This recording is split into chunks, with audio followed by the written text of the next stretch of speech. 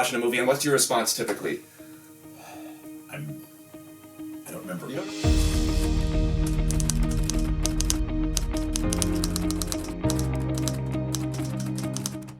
Welcome back to Add Placeholder Text. Is that what we're calling this? I think so. That was Okay. the latest iteration. Add Placeholder Text. I'm hoping that's what we end up calling this.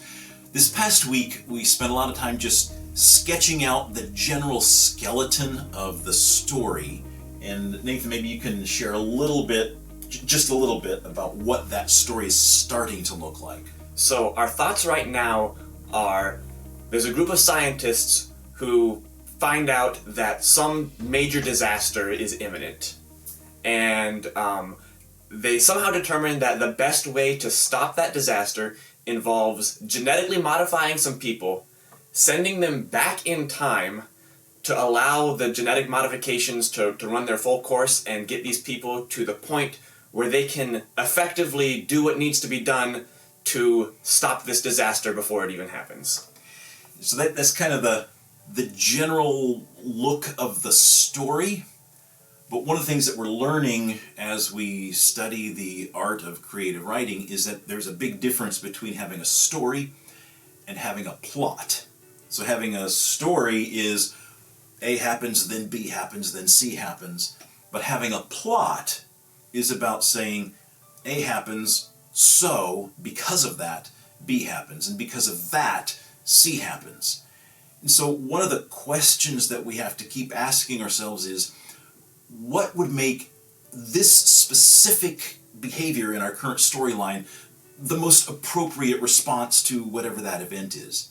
So the story that Nathan described, it may or may not survive the evolution of our whole plot discovery, but we have to explain or explore what are all of the different ways that somebody could possibly work to prevent a disaster. And of all of those ways, why in the world would they choose this particular way?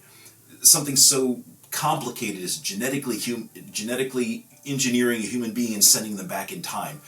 Could they come up with something else? What makes that the only option, or the best option, or even a valid option out of many? What makes them so desperate that they would even consider something that bizarre?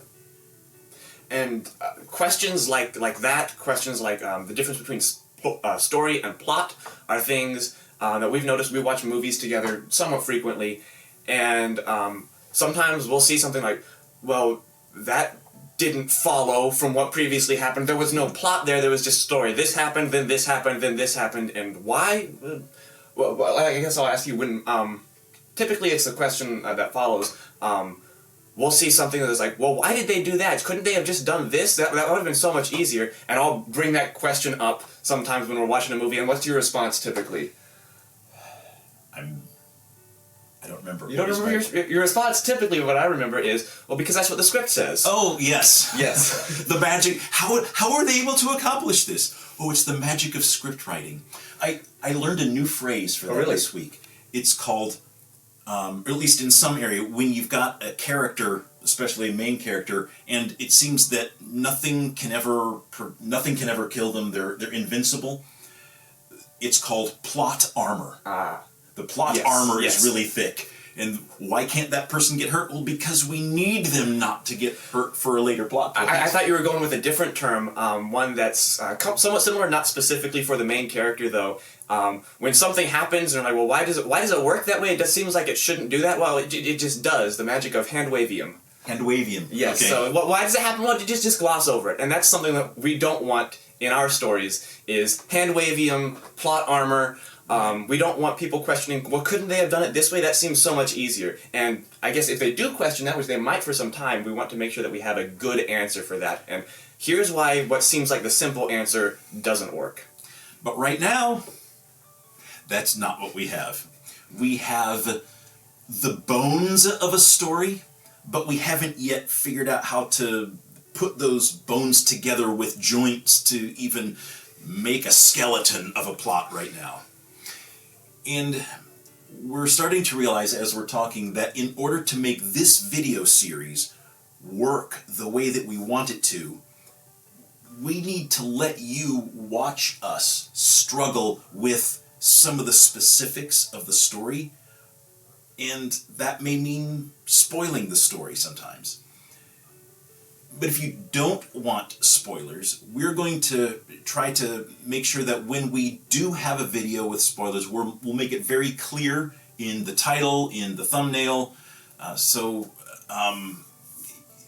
We'll see if we can make that work.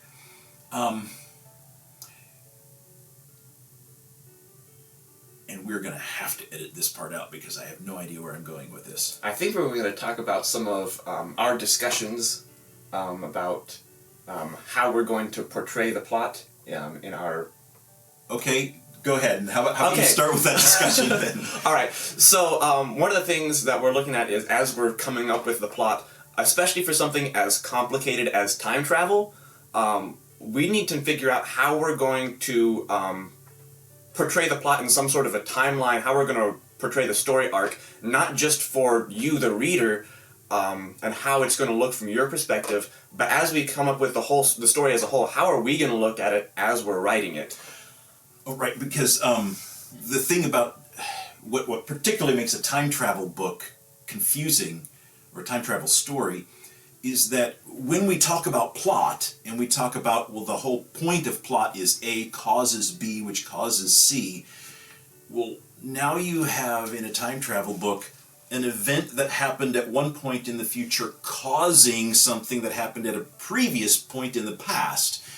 And so the whole sequence of events doesn't fit with cause and effect, and in our own conversations, just trying to describe how this might work, what the story might even feel like, we started confusing ourselves. Because when you're looking at what I mentioned earlier, that 15, 20-second description of what our plot is, you have people sending other people back in time, and then all of a sudden, in this time from which you sent these people, you have now these genetically modified people that weren't there before, and so you're completely messing with timelines, worlds, whatever, however we end up describing it. You're adjusting things in the way that you don't typically think of them being changed.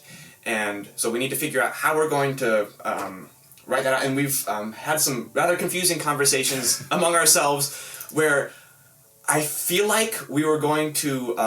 we were like almost agreeing but using different terminology or something. Mm-hmm. It was kind of weird trying to figure out what the other person was thinking and if it was actually the same or different than what we were thinking. But there's a whole lot of confusion that goes on there, and that's something that we're going to need to figure out how we address. But tonight we're going to have an interesting experience, a new one for us.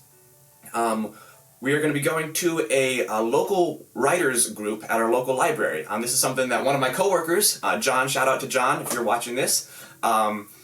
John mentioned this, something that his mom was involved in, and that's a different chapter for a different local city. But we're going to be going to one, and we want to share our experience with you. What stuck out to us? What are some things that maybe we learned? Some questions they brought up. We don't really know what to expect with that. But we're excited to see kind of where that goes and what's that's going to look like. So after we do that, we will record some sort of video about our thoughts and share that with you. And hopefully that'll go right about here. Well, that was fun. Yeah.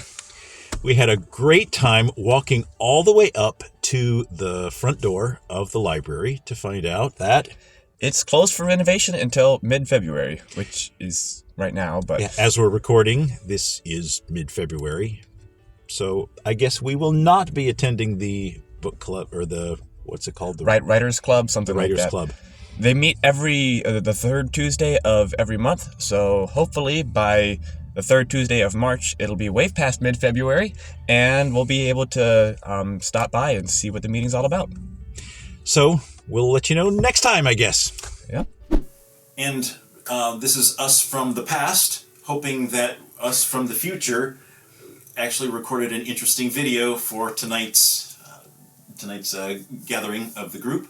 But next week, what we hope to be able to do is have figured out how to at least explain a little more of the story part of what we're working on. And that may that'll be spoilers. So if you don't want to see spoilers, then you'll probably want to skip next week's video. But it's our intent that the week after that we'll find some topic that will not have spoilers. So if you haven't already, go ahead and subscribe to this channel and like this video, and let any other aspiring authors that you know about the video series so they can watch our progress, our journey, and we look forward to seeing you there, and we'll see you next week or the week after.